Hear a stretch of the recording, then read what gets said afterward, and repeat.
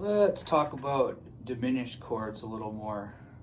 So rock players, jazz players, classical music uses a lot of diminished chords, and it seems like people either play really simple diminished stuff, like I noticed, I don't know, metal guys,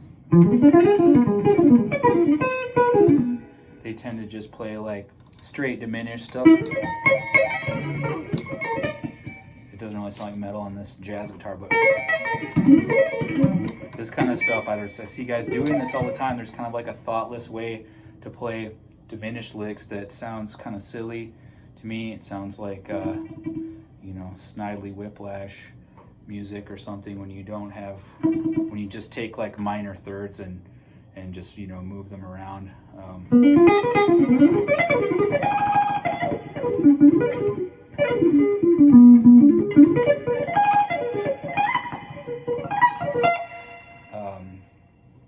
And then the jazz guys use a classical scale to play diminished chords sometimes. That's sometimes called the Bartók scale or the octonic scale, which is like an 8-note scale that's made out of 2 diminished 7th chords a half step apart. So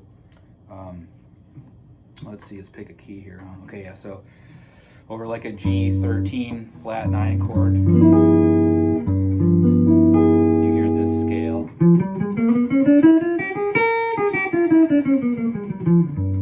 It's a nice symmetrical scale.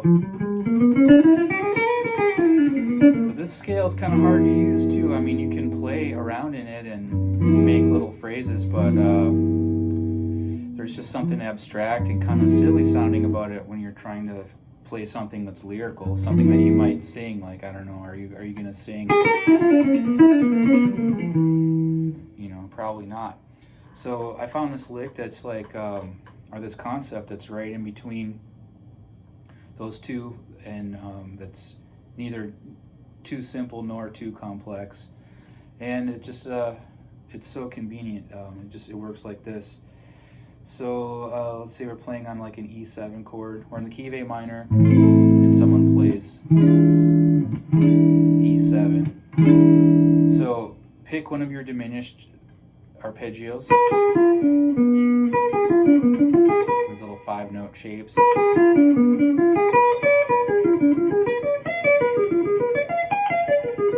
It uses the same framework as just plain diminished licks, but here's the trick. Well, the 8-note diminished scale is built out of these 4 diminished notes, and then their half-step lower neighbors is one way of looking at it. So like, if I accent all of the chromatic lower neighbors, you get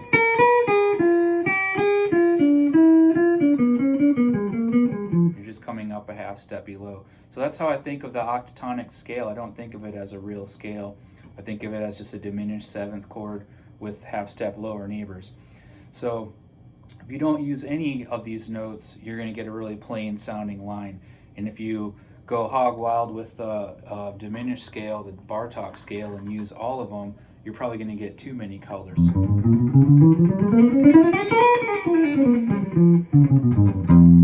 That can be unwieldy and hard to use. But so this concept is just take one of the lower neighbors, let's say 1 or 2. So like this lick becomes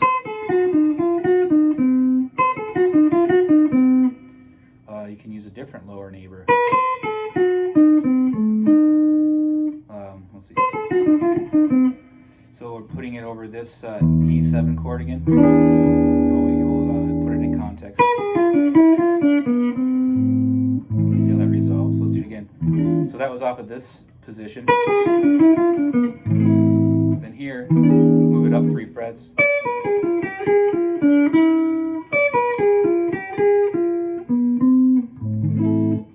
You can use other chromatic lower neighbors other than that middle one. I got the middle one going on, but you could just as easily go, let's do one with 2.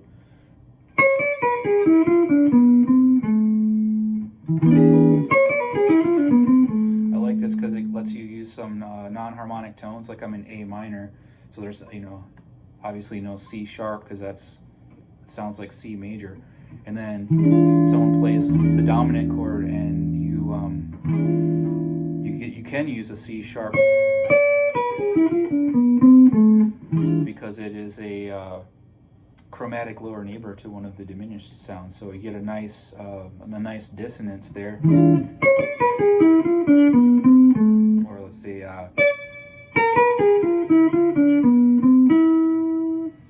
now let's continue up the fretboard. So here we got it again.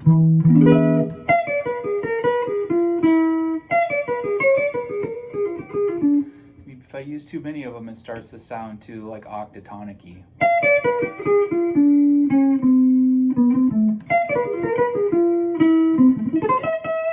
And I think there's one more position. I like these lines, I think they sound pretty.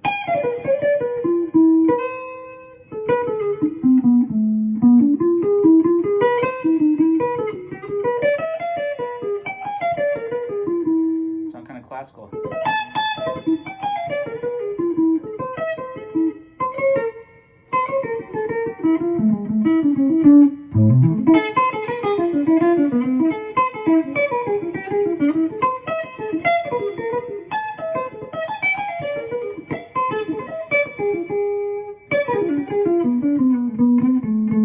So it's a fun way to color up your diminished lines and keep them lyrical, neither too simple nor too complex, yet it locks into these simple diminished shapes that everybody knows. All right, thanks. Talk soon.